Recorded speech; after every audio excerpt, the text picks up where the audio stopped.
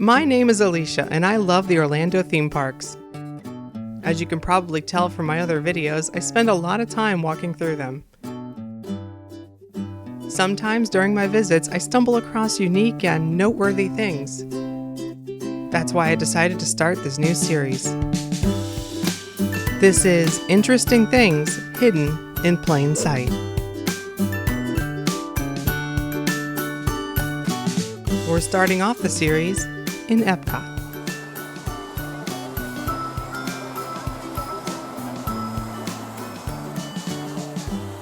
With its rich history and massive size, EPCOT is filled with countless interesting things. But today we're focusing on something inside Mouse Gear. Mouse Gear is EPCOT's main gift shop, and one of the largest gift shops on property. It's so big that there are directory signs at every entrance so you don't get lost.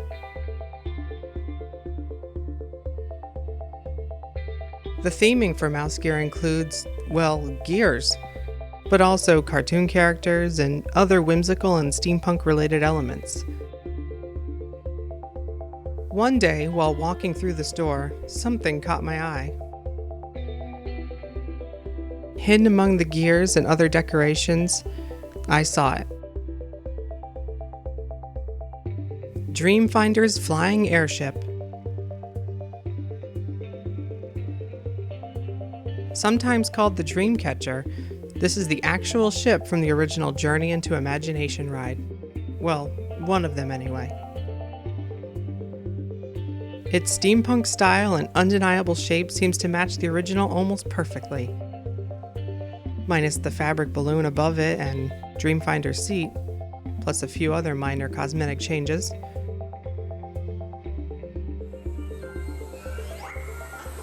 Opened in March of 1983, the original Journey into Imagination ride started with a brilliant scene centered around the Dreamfinder. When we first see him, he's piloting this famous airship. During this scene, ride vehicles would travel around a circular piece of track for about 3 minutes, while Dreamfinder and Figment started the show. Not quite. I'll throw in a dash of childish delight.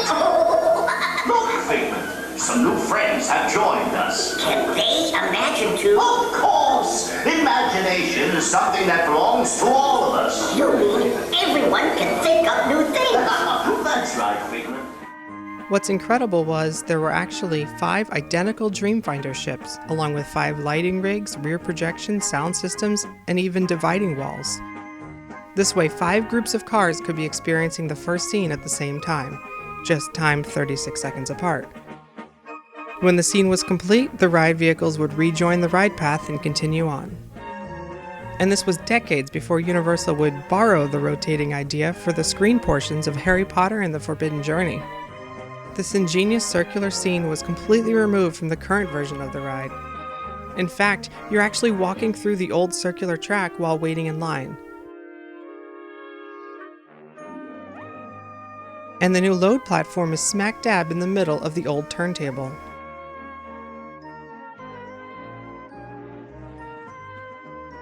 Actually, about half of the original ride path has been removed for the current version. At least the first scene still introduces Figment, but it's not the same. It's the figment of imagination. Yeah, I know all about the senses. Figment, you are not to interfere with the tour. I like to think Dreamfinder is still hiding back there, waiting for the right time to return. And I like this little nod from the Imagineers. After the first scene, there's a door that says Dean Finder. Sounds like Dreamfinder, get it? The ship in Mouse Gear is missing a few pieces, some of which may have ended up with some friends of Imagineers. What is here is in some disrepair, although it's hard to tell from far away. It's exciting to me to see a part of Disney history on display, a part of my childhood. I remember seeing Figment pop out of the chambers on the ship. I remember being amazed that the ride track seemed to go on forever in this scene. And besides Horizons, this was always my favorite ride growing up. The current version is okay. At least it's not as bad as the first new version that opened in 1999, which was so bad it had to be updated again almost immediately after it opened. Bringing back Figment was a bright idea. This model is actually from the original ride, now in the final scene of the current version. It's hard to imagine this ride without Figment. Although it's hard to imagine it without Dreamfinder too. But unfortunately he retired long ago. Maybe one day he'll be back in EPCOT, holding Figment and signing autographs.